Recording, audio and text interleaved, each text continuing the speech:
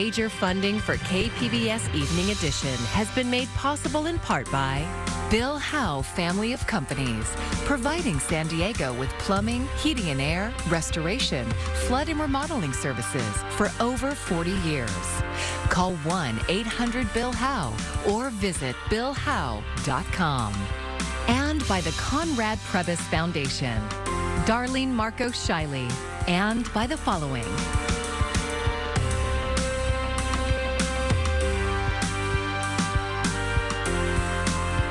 And by viewers like you. Thank you.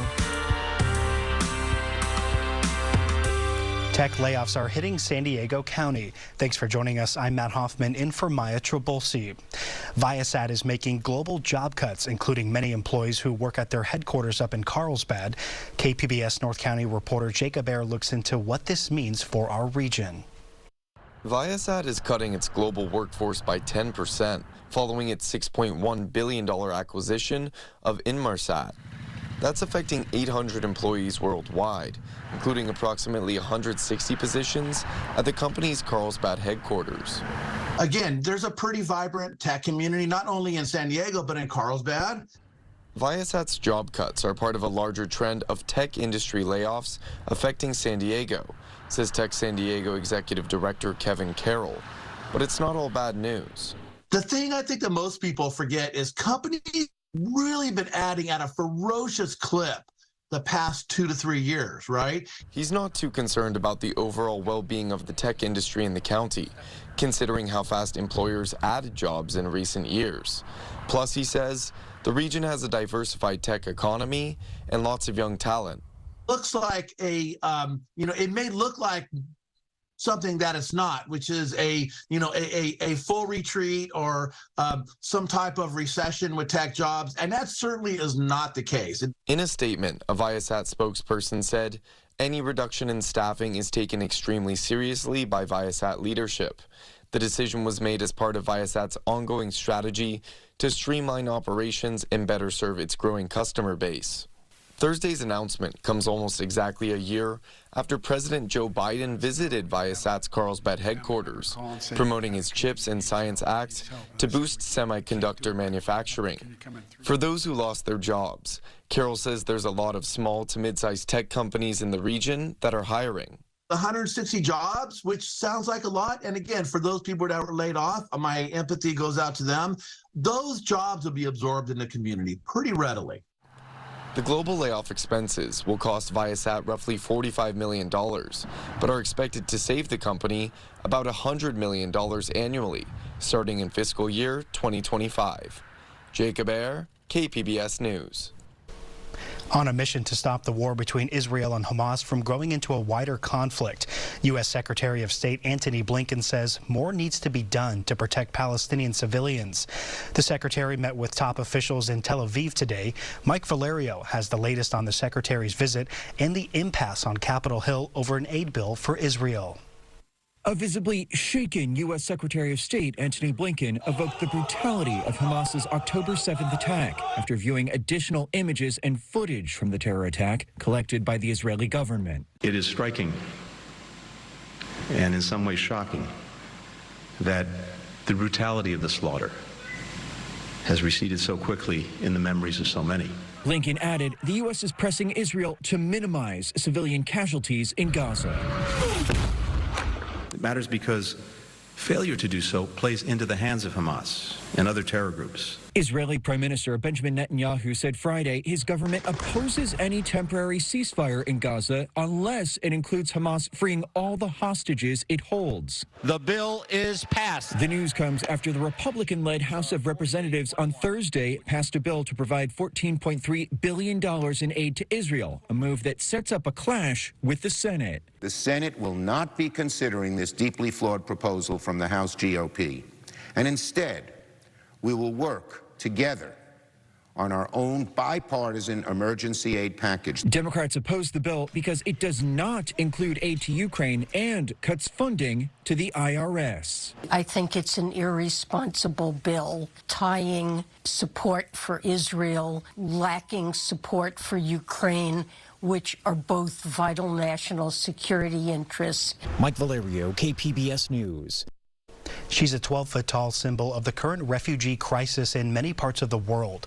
Little Amal, a bigger-than-life puppet, represents a 10-year-old Syrian girl forced out of her country. And she's here in San Diego tonight at the Rady Shell.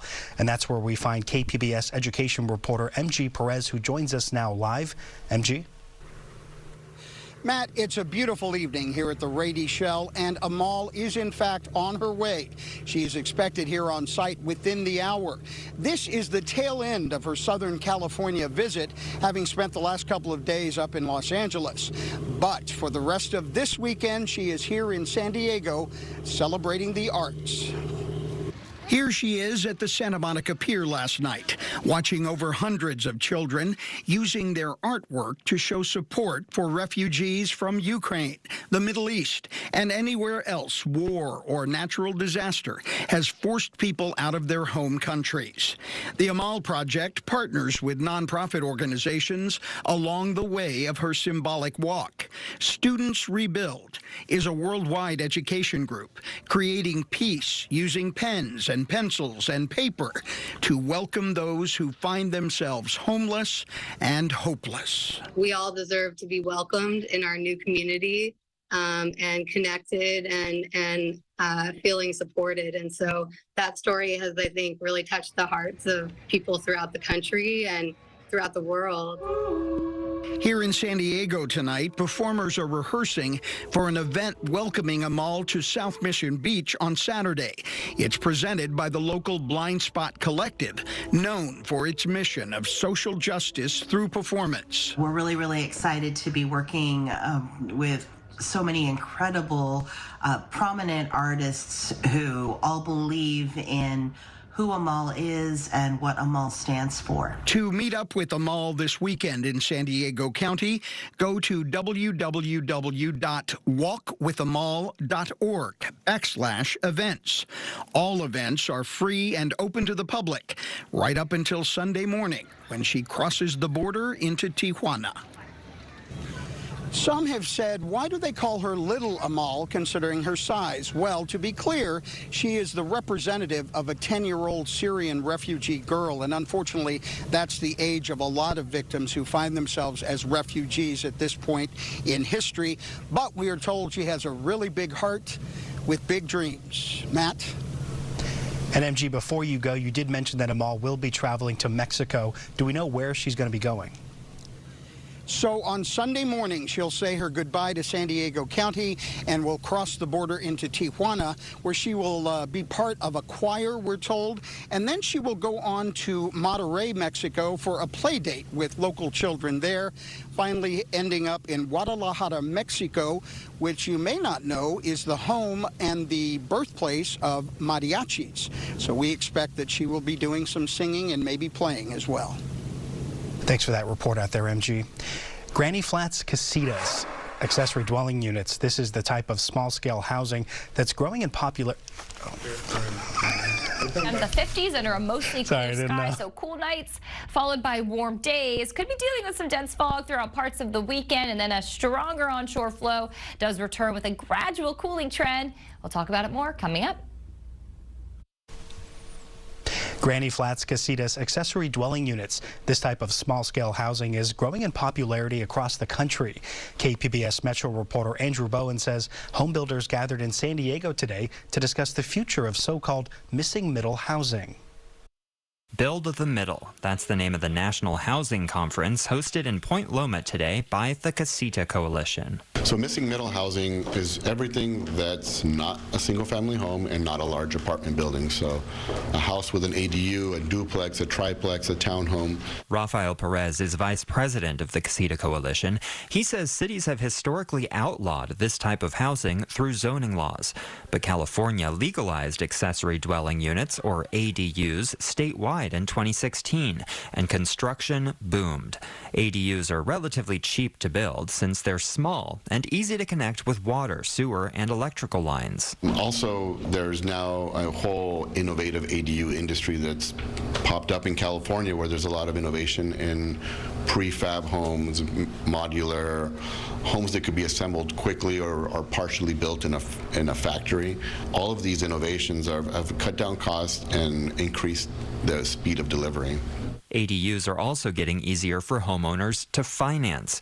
The federal government recently allowed lenders to consider rental income from the units in a homeowner's loan application. And California recently passed a law that lets homeowners sell their backyard cottages separately as condominiums. And I think for people who are dreaming of home ownership and think it's out of reach, that may create some new exciting inventory options down the road that are an alternative to just an apartment-style condo. That law hasn't taken effect yet, and cities will have to opt in with a local ordinance that allows ADUs to be sold separately. But the opportunity for more affordable home ownership is real. Perez says in states that have already passed similar laws, ADUs can be 40 to 60% cheaper than other houses in the same neighborhood. Andrew Bowen, KPBS News. A new apartment complex in San Ysidro aims to help dozens of families leave homelessness behind for good. KPBS reporter Corey Suzuki says it comes as homelessness continues to rise across our county. Even after Rachel Hayes got the keys to her new apartment, it wasn't easy to stay there. I wasn't used to being, for one, alone, the quiet. I was up every 2 hours checking my locks. That was back in June. For weeks, Hayes kept going back to the tent where she'd been living in downtown San Diego. But after a month, she told herself it was time. 30 days after, I made a commitment. I said, okay, I'm going to spend every night here, no matter if it kills me. Hayes says a lot of people don't realize how hard it is for someone to go from living in a tent to having stable housing again. But that's the goal of the place where she lives now, a new permanent supportive housing complex in San Ysidro. It's called Vallejo Village. It officially opened this month and includes 64 homes with 1 to 3 bedrooms each. The homes are saved for families who make less than 25% of the median income. The complex also offers supportive services for seniors, families, and residents dealing with mental illnesses. Ryan Klumpner is vice chair of the San Diego Housing Commission. The root cause of homelessness is a lack of housing, but for many people, maintaining that housing means that we do need to assist with those supportive services. And so the participation of the county in this and other projects is so critically essential to these families having success in the housing that we can provide for them. Residents were paired with the project through San Diego's coordinated entry system. The housing company that runs Vallejo Village says they have been able to fill every one of the apartments in the building. Months later, Rachel Hayes says her place is finally starting to feel like a home. And it means she has more time and energy to volunteer and advocate for the unhoused community. Housing first works. It's like I said, it's not a homeless crisis, it's a housing crisis. And without the housing, there will be more and more people becoming homeless. Corey Suzuki, KPBS News. For the first time ever, the Kumi Ban Flag is raised above San Diego Unified School District. District leaders say it's one of many steps being taken to show solidarity with Native American students. November is Native American Heritage Month, but some San Diegans, like Stanley Rodriguez, are working to spread the knowledge of the Kumi culture year-round. When they do speak about us as Native people, many times they speak of us in the past tense. And we are people, yes, we've been here for thousands upon thousands of years, but we're here today. It's exciting. School district is finally acknowledging the original inhabitants of this area. Rodriguez was instrumental in bringing the Kumi Studies Associate Degree Program to Cuyamaca College. It's the only institution in California that offers this program. I'm Jeff Bennett. Tonight on the NewsHour, we speak with an American family who escaped war-torn Gaza. Coming up at 7 after Evening Edition on KPBS.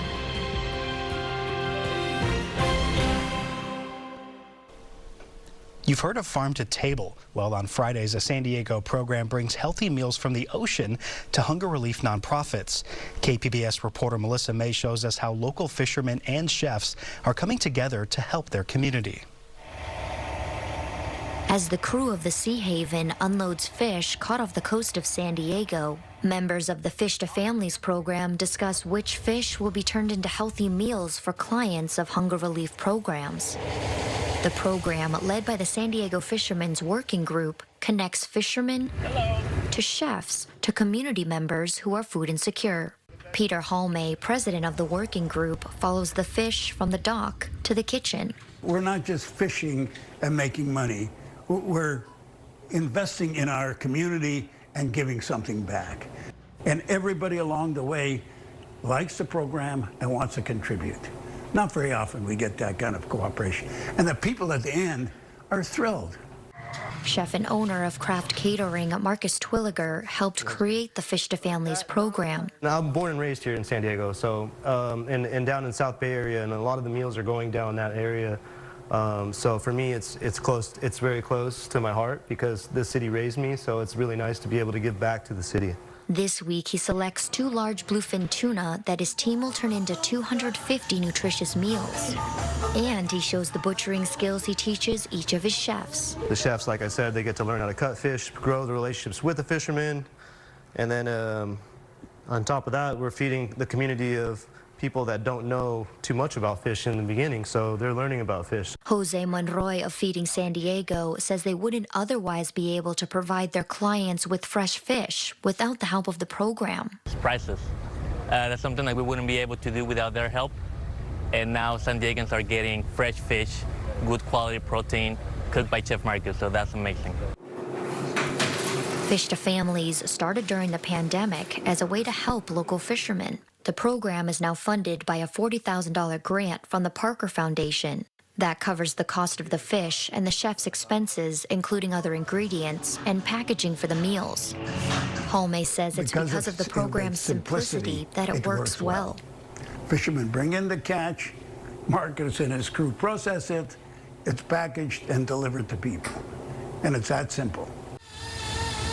Back on the dock, fisherman David Hayworth says the program is great for people who might not be able to prepare fresh fish on their own. I really like it. It makes me feel good, and it's just something that I'm passionate about, of selling and distributing fish throughout San Diego. He says he tries to bring in different types of fish for the chefs to prepare. Rockfish to albacore tuna to big eye tuna to bluefin tuna. We do swordfish, we do mako shark, we do thresher shark.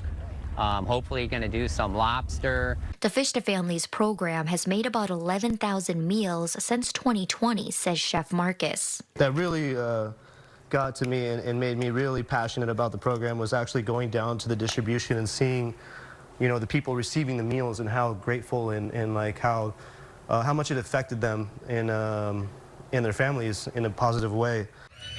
Fish to Families has enough grant money to continue for a little over 3 months. Halme from the Fishermen's Working Group says they hope to secure future funding to extend the program for longer. Melissa May, KPBS News. Another major labor union says it's ready to go on strike. SDSU's Miro Koplik tells us how it would affect a tourist destination that draws a lot of San Diegans.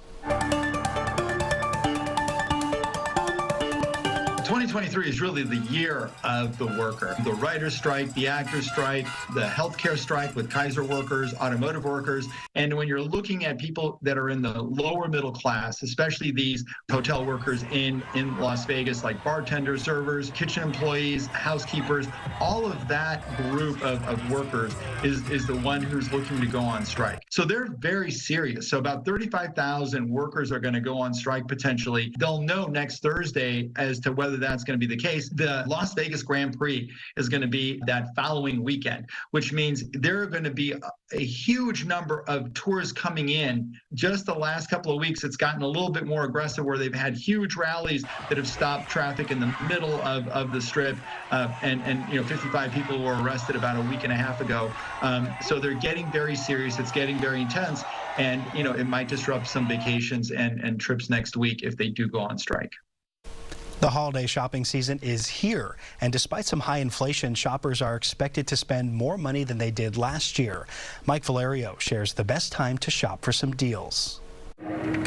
'Tis the season of spending, and despite concerns over the economy, the National Retail Federation says consumers are ready to spend big. NRF is forecasting that total holiday sales during the months of November and December could reach as high as $967 billion. The holiday shopping season keeps creeping earlier and earlier. This year, it's for a very practical reason. They want more time to find deals, and they want more time to really spread out that shopping. With inflation holding steady, NRF Vice President Catherine Collins says holiday shoppers are more price conscious. Shoppers are saying they will pull back in other areas in order to afford and prioritize their holiday shopping season. They will search for sales and deals and really look for ways to make every dollar count. And where are they putting those dollars? Gift cards were the top item that people said they were shopping for this year rather than specific products. Another big trend this season, beauty and self-care products, thanks in part to influencer culture. Shoppers are finding influencers and social media to be increasingly important when it comes to hearing about deals, but also discovering new products and things that they didn't know they needed. As far as deals goes, Christian McGrath with Retail Me Not says Black Friday shopping is still the best bang for your buck. We tend to find the most deals and the best deals all concentrated around that one big weekend. In Los Angeles, I'm Mike Valerio. Our inland communities are still under an air quality alert, and that's the result of the Highland Fire up in Riverside County.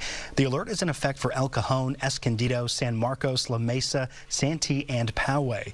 Residents there are being warned that they could be exposed to ash and smoke. Medical experts say this is especially important for those who suffer from asthma or other respiratory issues. It makes you choke. And, you know, it's not good quality air. So, you know, common sense will tell you, stay indoors.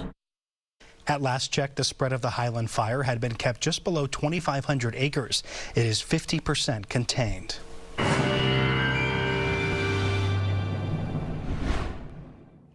And let's start off with our weather headlines. Keeping a pretty similar pattern here with the warm days and cool nights that continues through the weekend. Meanwhile, could be areas of some dense fog, especially along the coast as we head into the weekend. So heads up for any early travel. Meanwhile, a stronger onshore flow will start to kick in, so gradually we'll start to see some cooler temperatures. As we head into tonight, temperatures cooling down to the lower 40s for Oceanside, around 50 in San Diego and Chula Vista, around 51. Borrego Springs, 47, and Mount Laguna tonight, temperatures down to around 44. A pretty nice setup throughout the region as we head into the day Saturday. So even if you are traveling throughout California, things look good. Heads up as you head farther north. That's where we're dealing with a series of storms continuing to move in and bring a decent amount of wet weather. We stay dry, though, throughout San Diego County as we head into our Saturday. San Diego 75, Borrego Springs back up to 88, Mount Laguna lower 60s, and Oceanside a high temperature of 76. How about Sunday? Any outdoor plans should be good. I think we'll be maybe gradually warmer as we look ahead into Southern California throughout the second half of our weekend. Looking at your 5-day outlook for the coast, as temperatures will be into the 70s for the weekend. And then as we head into early next week, we'll see that gradual cooling trend on the way. 72 on Monday, 70 on Tuesday, and 71 by Wednesday. Your 5-day outlook inland does show 80s for the weekend, 84 Saturday, 82 on Sunday, and then we too will see a gradual cooling trend. Upper 70s on Monday, 74 on Tuesday, and 73 by the time we head into Wednesday, but overall staying pleasant. We take you into the mountains where temperatures will also be cooling. We'll see those lower 60s carrying on Saturday and Sunday. Wind increases a bit by the time we head into next week, and temperatures will only be into the lower 50s. And we wrap you up into the desert where temperatures will stay into the upper 80s, but eventually 70s by the middle of next week. For KPBS News, I'm Ariella Scalise. Get ready to set your clocks back an hour. Daylight saving time ends at 2 a.m. Sunday morning. Now, for most of us, that means an extra hour of sleep and some brighter mornings. Hawaii and Arizona do not participate in changing their clocks. Some lawmakers have been pushing to make daylight saving time permanent, but the bill has been stalled. The San Diego Wave FC could advance to the NWSL Championship this weekend over at Snapdragon Stadium. If that happens, the Wave will play for the championship at home. KPBS reporter Alexander Wen shows us not only are fans excited, but businesses too.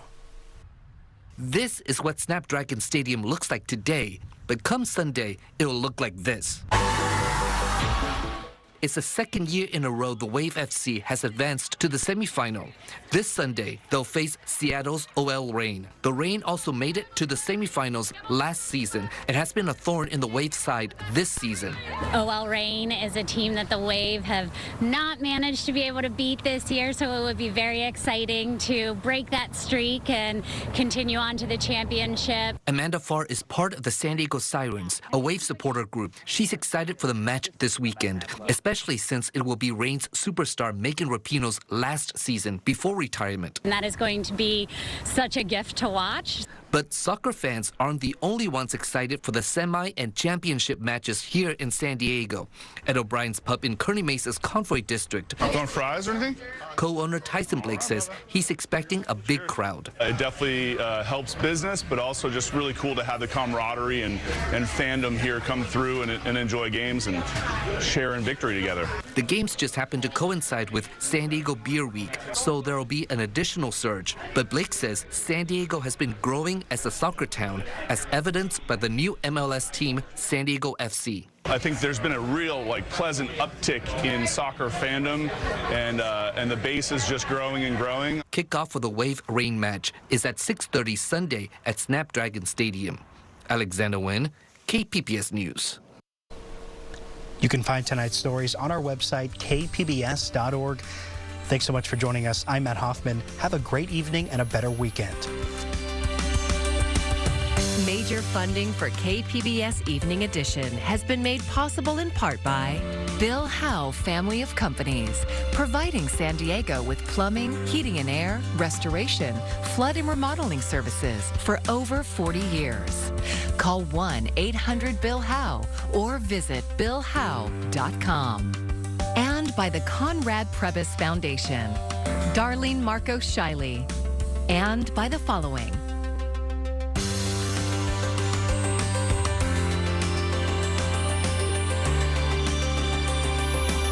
by viewers like you. Thank you.